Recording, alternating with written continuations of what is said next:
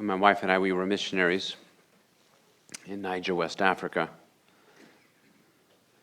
Our partners that we went to work with, they had left the field after we'd been there for about 11 months. And so that we were alone for a while. Probably several months we were alone, 3 months, 4 months, 5 months, something like that. I don't remember anymore. And in the mission, they didn't know what to do with some other people. They had some other missionaries who, he was a pilot, but the mission had sold his plane, so they didn't know what to do with a pilot with no plane. And so they said, well, the McClains need somebody to work with, so they sent him our way. And these were good people. We enjoyed them. They had moved from Timbuktu and came to work with us. Literally came from Timbuktu. Let me tell you something. We lived in a difficult place. Timbuktu is just another notch above that. It's, boy, I tell you, that's... So I always wanted to go to Timbuktu just so I could say that I'd been there. So the only thing I can say is that we lived in a place down the river from Timbuktu. So it's the best I can come up with. But here they were, and they came, and because they had lived in a harsh place, they at times would get sick and wouldn't take care of themselves. You know, they were like, yeah, it's just how it goes. Didn't worry about it. And there I was the new field director because I was the guy in the field with the most experience, and I was supposed to take care of things. And they had a daughter, and their daughter was sick. And I thought, well, that's no big deal. And I thought that's no big deal. But their daughter kept on getting sicker and sicker and sicker, and it's time to go ahead and take care of business. But they weren't taking care of business.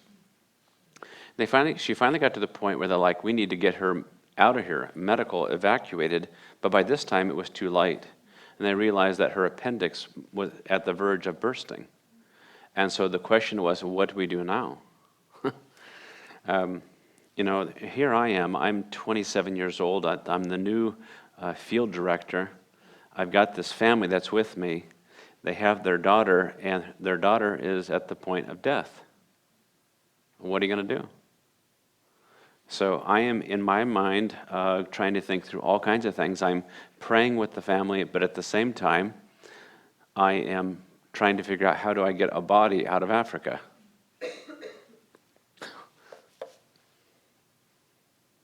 What do you do? There's a hospital in town, but let me tell you, you don't want to have surgery in Niger. You don't want that to happen. This is a dangerous place to be. Even if you survive the surgery, you may have a very good possibility you'll have an infection. This is a bad thing to happen.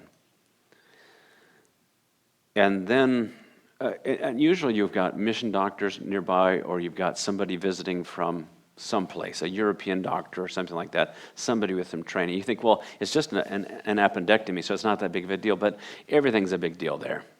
Everything's a big deal there. And then God provided. And it just so happened that there was one unique individual who could do the surgery in the whole entire city. Turns out that he was an African man who was the chief of surgery from someplace. And he happened to be in our area, and he was available to do that surgery at that moment. I mean, literally, I don't know what we would have done if he was not there. But God, in his kindness, provided the one unique individual who could do the job. That's not marvelous? That God can provide exactly what is needed at exactly the right time. I didn't have to call in an airlift. I didn't have to get a body out. And a family did not have to lose their daughter. Hallelujah. We turn this morning into Hebrews chapter 2. Hebrews chapter 2, we're going to look at verses 10 through 18. In many respects, we could have taken, this is sort of part 2 of what we saw last week. Hebrews can be difficult and challenging at times, to say the least. But one of the difficulties you have with the book is sometimes how to divide it up so it's in sermon bite sizes, okay? So we don't go for 3-hour sermons or 15-minute sermons. So try to make things that they work. But this morning we come to Hebrews chapter 2. We'll look at verses 10 through 18. And as we look at these verses, what we see here is that God sends exactly that which is necessary, the unique individual who can take care of the job perfectly. Now, we saw this, of course, last week, and we saw, of course, not to steal all my thunder, but we know that this is Jesus. And we have, the example I gave you was a surgeon who could take care of a relatively minor surgery, though it was important. What we have in Jesus Christ is the one who can die and take care of the sins of the world. Now, that's marvelous. That is the one unique individual who can take care of business. Come to Hebrews chapter 2. We'll pick it up in verse 10. And again, it's a little bit difficult to organize to make it work, but I think we can. Hebrews chapter 2 and verse 10. We read these words: "For it was fitting that he, that is God, for whom and by whom all things exist, in bringing many sons to glory, should make the founder," that's Jesus, "of their salvation perfect through suffering." So we look at this, and there's a lot of words here, and we look at it and we say, how exactly does this work for us theologically? I mean, if you're opening up the passage and you're asking questions of the passage, which you should, you're trying to ask, how does this work? How does this fit together? Because there's a lot of open questions in here, and hopefully I can explain some of those for you as we come through it. "For it was fitting that he, that is God, for whom and by whom all things exist, in bringing many sons of glory, should make the founder of their salvation perfect through suffering." Well, how is it? It seems to me it's strange just at the very beginning. What do you mean it's fitting? It's fitting for God. Isn't everything fitting for God? That seems a little bit strange there anyway, isn't it? But I think we need to say that it's appropriate. That is, it is that which accords with God's will. It is appropriate for his plan of salvation. I think we need to understand it this way. It is God's intent not to save the angels, because we've talked about angels quite a bit, but it's God's intent. Therefore, it isn't fitting that he should send the Son. We have already seen that already in the first few verses of chapter 2. It is fitting, therefore, that he sends Jesus to become man to save man. He is doing so because he is going to lead many to glory, in bringing many sons to glory. When we look at this, obviously, again, the audience is primarily of a Jewish background, and as he is writing this, he's talking about leading many sons to glory. This must hearken back and must bring up into the minds of the people who are reading this the idea of God leading the people out of Israel, leading them through the Red Sea, leading them by the pillar of cloud during the day and the pillar of fire by night. It has this concept here, that those people who came from slavery, they've been released from slavery, and now they're off towards the promised land. So it has that type of imagery. So it's fitting with the plan of God that he would send a deliverer who can come and who can bring them through great difficulty. God is going to take or make the founder of their salvation, that's ESV's words here, and he is going to lead or have the founder of their salvation lead them through. God's plan is to redeem his masterpiece. You say, what's the masterpiece of God? Well, we saw it last week. Remember, we already looked at Psalm 8, and in Psalm 8 it talks about God creating mankind in his image. What is man that you're mindful of him, or the son of man that you care for him? You made him a little lower than the angels. You have crowned him with glory and honor, putting everything in subjection under his feet. That was the intent of mankind, but ultimately that didn't happen. And so God sent the perfect representation of mankind in Jesus Christ. Not everything is in subjection, but it will be under Jesus Christ. And so what we have here is we have the redemption of mankind promised. It's fitting, it's in accord with God's plan, for whom and by whom all things exist, in bringing many sons to glory, should make the founder of their salvation perfect through suffering. We look at this, and this is difficult for us. If you have different translations, we look at this word, to make the founder of their salvation perfect. What does that mean, founder? Okay? The word here is archegon, and we look at this and we say it's translated in many, many different ways. ESV has the word founder. The NIV has the word author. The New American Standard has the word author with a little footnote, which means leader. The Message says the word pioneer. The King James says captain. The Louis Segond says the prince. The Holman Christian Standard Bible doesn't translate the word. The word bears the idea of pioneer, author, founder, But I think there's more, because I think within the context you have one who is jumping into the fray, so I prefer the word hero, captain, champion, or perhaps even warrior. You have this idea of one who is going to come in, fight, and establish. That's what you have. He is the first one, that is first in glory, first into action. It's fitting that he, that is God, for whom and by whom all things exist, in bringing many sons to glory, should make the founder, that is the champion of their salvation, perfect through suffering. To which, again, I ask a question of the text. What does that mean? That the champion, Jesus Christ, must be made perfect. Isn't Jesus perfect already? What's wrong here? How is Jesus, is the writer of Hebrews teaching that Jesus has an imperfection to him?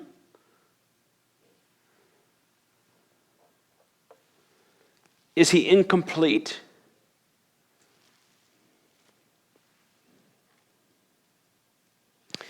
I like William Lane. I like what he writes. The perfection of Jesus in this context has functional implications. That is, it's talking about his job. The emphasis falls on the notion that he was fully equipped for the office. That is, he's consecrated for the office. God qualified Jesus to become before him in a priestly action. He perfected him as a priest of his people through his suffering, which permitted him to accomplish his redemptive mission. You see, Jesus can't act as our priest unless he comes through suffering, unless he comes and makes himself as a sacrifice. The expression perfected through suffering thus anticipates the full development of the paragraph, which moves from the champion motif of 10 through 16 to the presentation of Jesus as the high priest, verses 17 and 18. Understand how Jesus is being presented here in chapter 2, verses 10 through 18. If we put those two concepts together, we have a champion priest, or we have a warrior priest, is who we have in Jesus Christ. It's fitting in God's plan to make Jesus perfect or complete by putting upon Jesus the mantle or the robes of priesthood through suffering. For Christ is coming to suffer. He is going to be consecrated as a priest through suffering. That's what the completeness is talking about.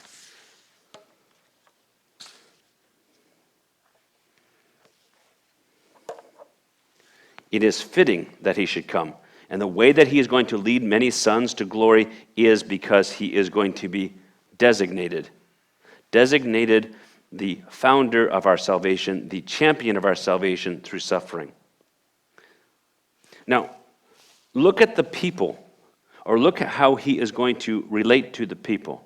Verse 11, For he who sanctifies and those who are sanctified all have one source.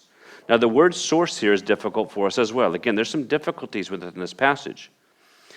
For those who are sanctified for he who sanctifies and those who are sanctified all have one something. The word source isn't there. Now, ESV has the word source. They supply it because there's one origin, one source, one something. I think the word father here works very, very well because as we continue on, it talks about sons, and I think that works very nicely. So I prefer that as an interpretation. For he who sanctifies and those who are sanctified all have one source. They all have one father. They come from one place. That is why he is not ashamed to call them brothers. Now, Jesus, once again, we understand in the incarnation, we saw that already in the previous week, he is made a little bit lower than the angels. That is, he became a human being.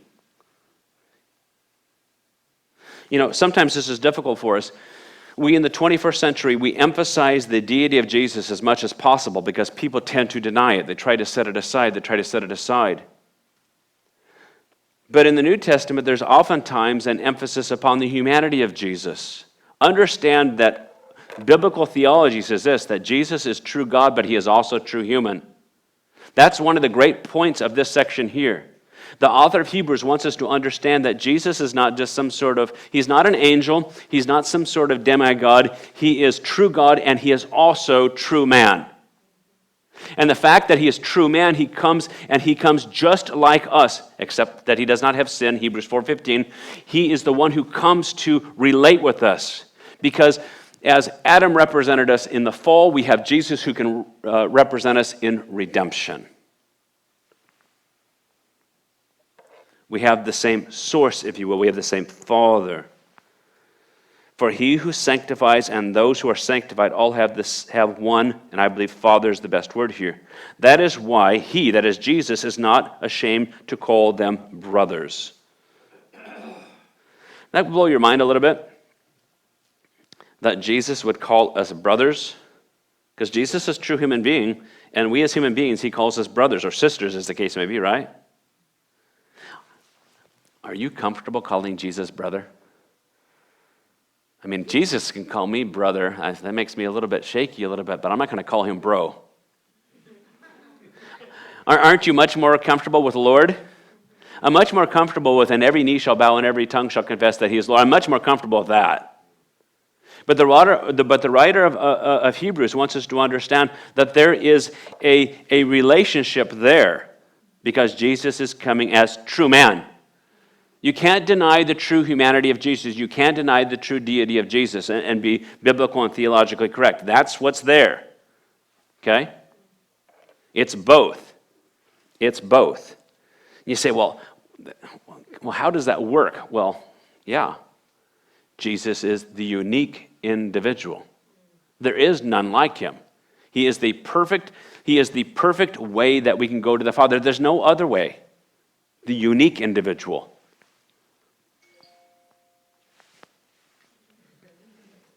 He then gives us a psalm and a couple quotations out of Isaiah. I will tell of your name to my brothers. In the midst of the congregation, I will sing your praise. And once again, Jesus taking up the role here. This is out of Psalm 22 and verse 22. You know, Psalm 22 is a messianic psalm where it talks about, you know Psalm 22. And they looked upon my hands and my feet, which they have pierced. It talks about people encircling him. It talks about his mouth that it's adhering to, his tongue adhering to his mouth. It talks about him being poured out like wax. Okay? It's that messianic psalm which we see here. And in Psalm chapter 22, Jesus, who is the ultimate David, if you will, Jesus is saying, hey, I will call upon the name of God. I will announce your name in the assembly of my brothers. I will put my trust in him. Isaiah 8:17, and then Isaiah 8:18. Behold, I am the children that God has given to me. Notice that the imagery is somewhat fluid. He goes from brothers, now all of a sudden he goes to children. But the idea is that there is a relationship. And the relationship is one which is based upon the commonality of humanity. For when Jesus comes, he doesn't come like a human. He comes as human. He is the God-man. And you're saying, well, how exactly does that work perfectly? Tough. You have two truths, the humanity of Jesus and the deity of Jesus, and every time you try to put them together to work perfectly, it doesn't quite work. You have two truths, and they are in tension. They're both true, but they bounce against one another.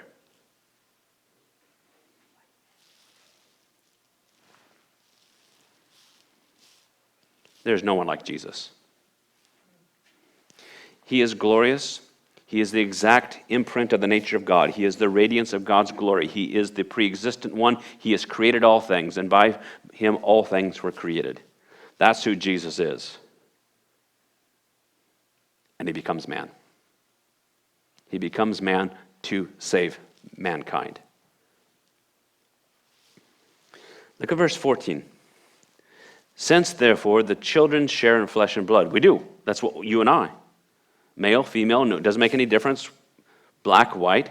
Doesn't make any difference what your ethnicity is, where you come from. We share in that way, that we have flesh and blood.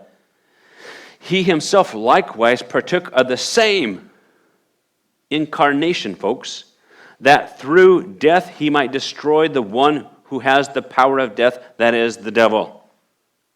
Jesus comes and becomes true human, that once again he might represent mankind. As Adam represented mankind in the fall, we have Jesus Christ who represents mankind and redemption. And he comes as a man to die as a man. Why? That through death he might destroy the one who has the power of death, that is, the devil. Hebrews chapter 2, verse 9, we looked at it last week. But we see him who for a little while was made lower than the angels. That is, he became incarnate, namely Jesus, crowned with glory and honor. Why? Because of the suffering of death, so that by the grace of God he might taste death for everyone.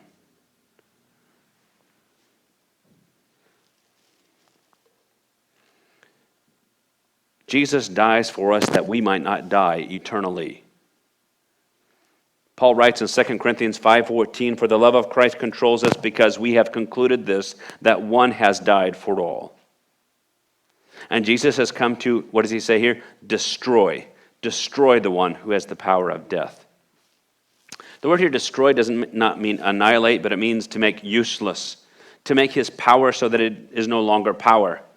The devil, if you will, has had his sword melted, his teeth have been pulled, and his doom is assured. Keep in mind, one of the great powers of Satan is the idea that he is the one who has the power of death.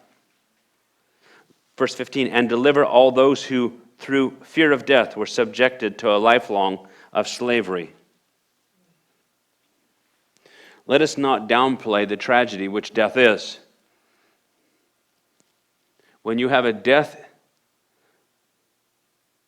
in your family or a death of a friend, it is loss. There's some people who say, well, when a person dies as a Christian and the person who died as a Christian, therefore I should not mourn. Nonsense. It's still a loss to you. It's still a separation for you. It's still a result of this cursed earth in which we live. I feel horrible for people who have lost one and that person has no hope. That is tragedy. Mourn for those who have died. It's fine. But understand this, we do have hope in the future. Physical death may come, but if a person knows Jesus Christ, and you know Jesus Christ, you will see them again. I look forward to the family reunion which we'll have in glory. Do you not? When all those who have gone before us, we shall see them again. But because of death and because of its power and because people are fearful,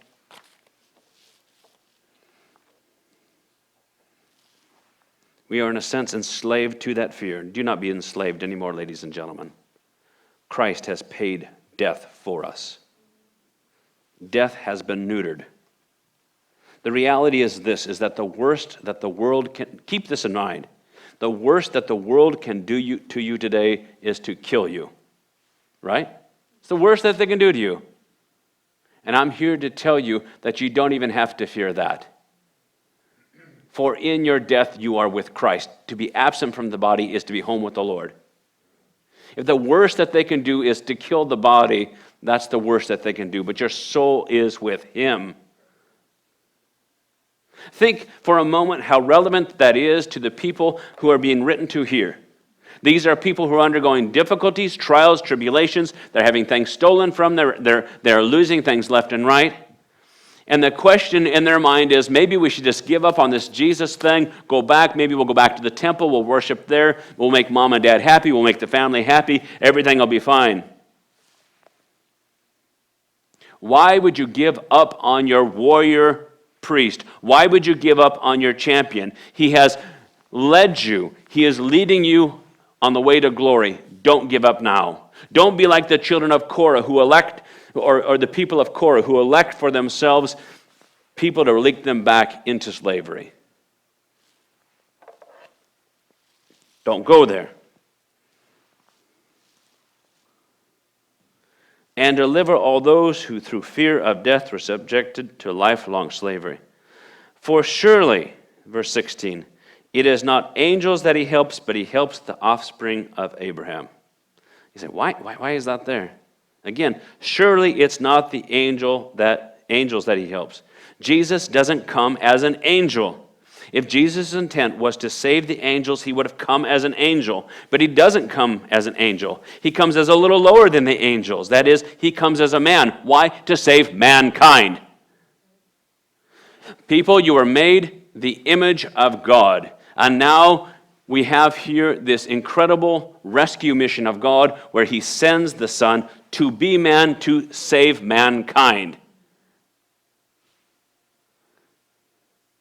You are privileged indeed. We are privileged indeed. He doesn't have to do this, but he does.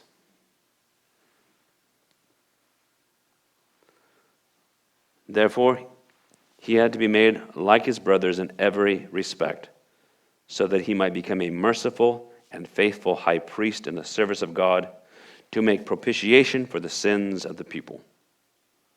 He had to be made human. He had to be made human to save the humans.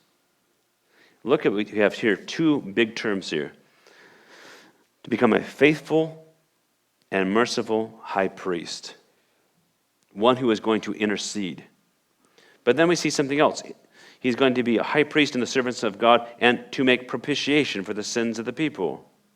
It's interesting for us as we'll continue on to the book of Hebrews, we'll see that Jesus is presented more and more as this high priest, but we also see him as the sacrifice as well. It's almost as if the high priest comes and he comes to the altar and lays himself on the altar, not just as the priest, but also as the sacrifice itself. We look at here is the word propitiation, which is not translated in all your different Bibles, but sometimes it has the meaning of this: the one who takes upon himself the rightful wrath of God. And when Jesus is upon the cross and he is suffering and in agony there, he is taking upon himself the rightful wrath of God. He is dying for the sins which we have, which we will commit, ones we have committed. He is dying for us. He is the sin bearer. He becomes sin for us. He takes all of the consequence.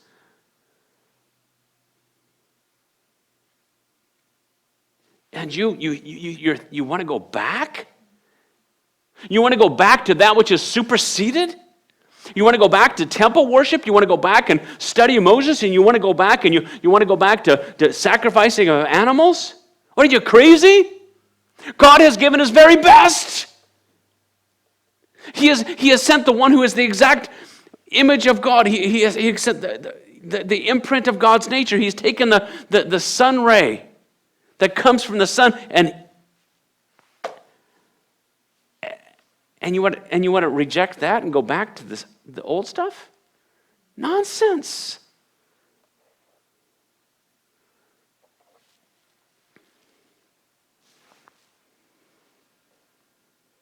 For because he himself suffered when tempted, he is able to help those who are being tempted.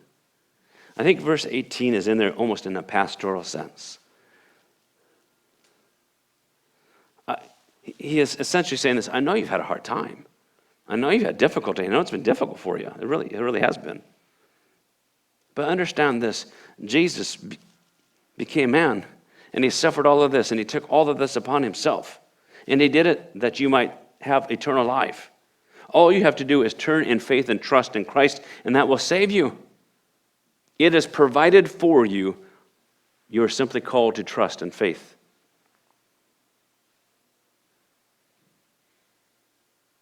Understand, he understands what it's like to go through difficulty and to go through temptation. And he was faithful. Now you, as followers of Christ, you are called to follow him. Did not Jesus say, "Take up your cross and follow me"? You are not greater than the master. If the master suffered, don't be surprised if you suffer. It's there. It's exceptional if you don't. Follow him. He knows what it's like to suffer. He knows what it's like to go through difficulty. He intercedes for you. He's paid for you. He is not indifferent to you. He loves you so much, he gave himself for you. Folks, as we look at this section here, again, this is sort of like part 2 of the first part we started last week. But what we see here is we see Christ, the champion, has come. He has defanged Satan. He has defanged death. He has become our offering. He has become our interceding priest. Jesus, I see him as the warrior priest who has come and has won an incredible victory. He is not a surgeon, but he is the unique one. And the unique one who can save us from bigger things than physical death. He can save us from eternity separated from God. He is the one who gives us eternal life. And he is the only one who can do this. You are on the right side if you are following Christ. Don't give up now. Jesus is greater. Jesus is greater than anything else you can imagine. Take hold of Jesus. Take hold of your champion. Take hold of the warrior priest who came for you. Amen? Amen.